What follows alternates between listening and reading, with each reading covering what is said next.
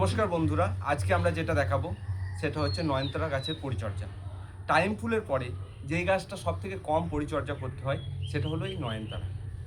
তো যারা নতুন ছাদ বাগান করছো তারা অতি অবশ্যই এই গাছটা কিন্তু রাখবে, কারণ হচ্ছে এটা পরিচর্যা কম করতে হয়। তো এর জন্য অতি অবশ্যই ড্রেনেজযুক্ত মাটি লাগবে। আর কি কি সার প্রয়োগ করলে তোমরা বেশি ফুল পাবে, কি কি করতে হবে সেটা করলে বেশি ফুল পাওয়া যাবে।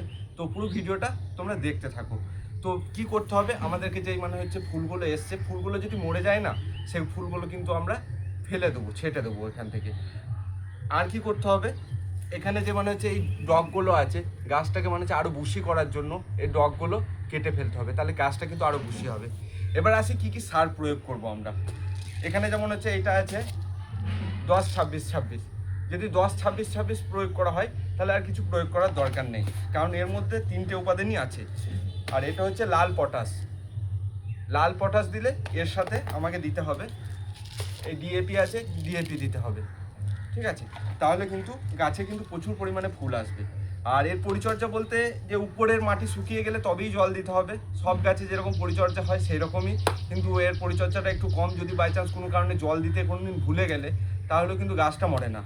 এবার ব্যাপারটা আসি যে এগুলো হচ্ছে দেশি নয়নতারা, ঠিক আছে? দেশি নয়নতারাটা কি হচ্ছে, অতি সহজেই কিন্তু ফুল আসে, পরিচর্যা কম করতে হয়, ঠিক আছে? এর বৃষ্টি জল পেলে কিছু হয় না।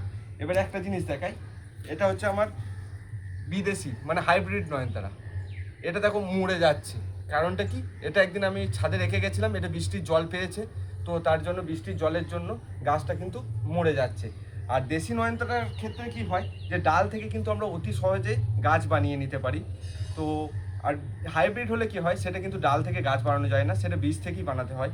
তো আরেকটা জিনিস যেটা, যে আমার কাছে একটা জিনিস আছে যে এটা হচ্ছে সাদা নয়নতারার চারা। যদি কারোর প্রয়োজন হয় অতি অবশ্যই কমেন্টে জানাবে, আমার বাড়ির কাছাকাছি হলে তাকে আমি গিফট করব। আর ভিডিওটা ভালো লাগলে অতি অবশ্যই একটা কমেন্ট করে যাবে, লাইক করে যাবে। আর এরকম ভিডিও পেতে আমাদের চ্যানেলটাকে অতি অবশ্যই সাবস্ক্রাইব করবে।